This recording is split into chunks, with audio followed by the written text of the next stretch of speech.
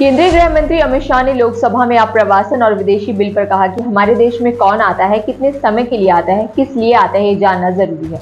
हर एक विदेशी नागरिक का अपडेट इस बिल के बाद होगा। सुरक्षा को जो खतरे में डालेंगे उन पर हमारी कड़ी नजर होगी, निगरानी भी होगी। उन्होंने कहा कि रोहिंग्या बांग्लादेश शांति फैलाने आएंगे तो कड़ाई से निपटारा होगा। इसके साथ ही अमित शाह ने कहा कि यह देश धर्मशाला नहीं है, वैध कागजात नहीं होने पर उनके खिलाफ कार्रवाई होगी। ये विषय उठा जाता है बांग्लादेशी घुसपैठियों के लिए बीएसएफ क्या कर रही है, सेना क्या कर रही है।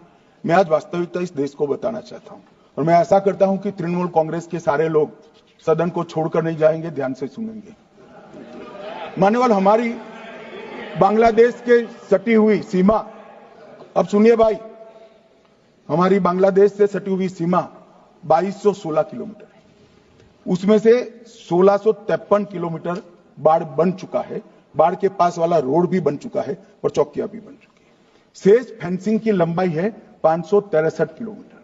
563 किलोमीटर सीमा आज भी खुली है और शेष फेंसिंग जो 563 किलोमीटर है उसमें 112 किलोमीटर फेंसिंग ऐसी है, बॉर्डर ऐसी है जिसमें बॉर्डर फेंसिंग व्यवहारू नहीं, नाले हैं, नदियां हैं, ऊंची नीची पहाड़ियां हैं, जहां 112 किलोमीटर में फेंसिंग हो ही नहीं सकता और 450 किलोमीटर जहां फेंसिंग होता है वहां बाकी है। अब मैं वो बताना चाहता हूं कि क्यों बाकी है। ये 450 किलोमीटर के लिए मान्यवर मैंने डीओ लेटर लिखकर 10 रिमाइंडर करे हैं, बंगाल सरकार भूमि नहीं देती। मान्यवर, ये 450 किलोमीटर के लिए गृह सचिव बंगाल के मुख्य सचिव के साथ 7 मीटिंग करे, ये भूमि नहीं देते हैं। मान्यवर, जहां फेंसिंग लगाने जाते हैं सत्ताधारी पार्टी का कैडर आकर हुड़दंग करता है, धार्मिक नारे लगाता है। और मान्यवर, मैं कहना चाहता हूं कि ये 450 किलोमीटर फेंसिंग रुकी है तो केवल और केवल बंगाल सरकार की दया की दृष्टि घुसपैठियों के पर जो है इसके कारण। और मान्यवर, इससे आगे ये 450 किलोमीटर शायद ये भाषण सुनकर ममता जी भूमि दे भी दे तो हम खत्म कर देंगे, फिर भी 112 किलोमीटर खुली सीमा रहती है। मान्यवर, जब आप 2000 किलोमीटर बाढ़ बना देते हो और 112 किलोमीटर नहीं बनाते हो तो कई बार तो ये 2000 किलोमीटर के कोई मायने नहीं। आदमी को घुसने के लिए कितनी जगह चाहिए। तो 112 किलोमीटर जो नदी है, नाले हैं, एक कठिन भौगोलिक परिस्थिति है, वहां से लोग आते हैं।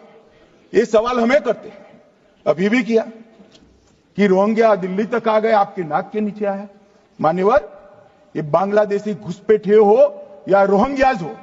दिल्ली सरकार द्वारा पहले उर्दू अकादमी के साथ मिलकर इफ्तार पार्टियों का आयोजन किया जाता था, लेकिन यह पहली बार होगा जब सरकार फलाहार पार्टी आयोजन करने जा रही है। हिंदू नववर्ष पर इसकी शुरुआत होगी। शाम को फलाहार पार्टी का आयोजन किया जाएगा जिसमें लोग फलों का सेवन करेंगे और अपना उपवास तोड़ेंगे। प्राइवेट स्कूलों की मनमानी पर दिल्ली सरकार का बड़ा फैसला आया है। दिल्ली की सीएम रेखा गुप्ता ने एक आदेश जारी कर कहा है कि अब प्राइवेट स्कूल अभिभावकों को किसी खास दुकान से किताबें और यूनिफॉर्म लेने के लिए मजबूर नहीं कर सकते। इसके साथ ही आदेश के उल्लंघन पर कार्रवाई की बात कही है। आदेश में यह भी कहा गया है कि स्कूल अपनी यूनिफॉर्म में कम से कम 3 साल तक कोई बदलाव नहीं कर सकते। बीजेपी देश भर के गरीब मुसलमानों को बड़ी सौगात देने जा रही है। बीजेपी ने देश भर के 32 लाख गरीब मुसलमानों को ईद के मौके पर सौगात मोदी किट देने की घोषणा की। यह अभियान बीजेपी अल्पसंख्यक मोर्चा द्वारा चलाया जाएगा, जिसके तहत 32,000 पार्टी पदाधिकारी 32,000 मस्जिदों से संपर्क करेंगे। इस पहल का उद्देश्य गरीब मुस्लिम परिवारों को ईद की खुशियां मनाने में सहायता करना है। केंद्रीय गृह और सहकारी मंत्री अमित शाह ने संसद में बड़ा ऐलान किया है। उन्होंने कहा कि सरकार के प्रयासों से जल्द ही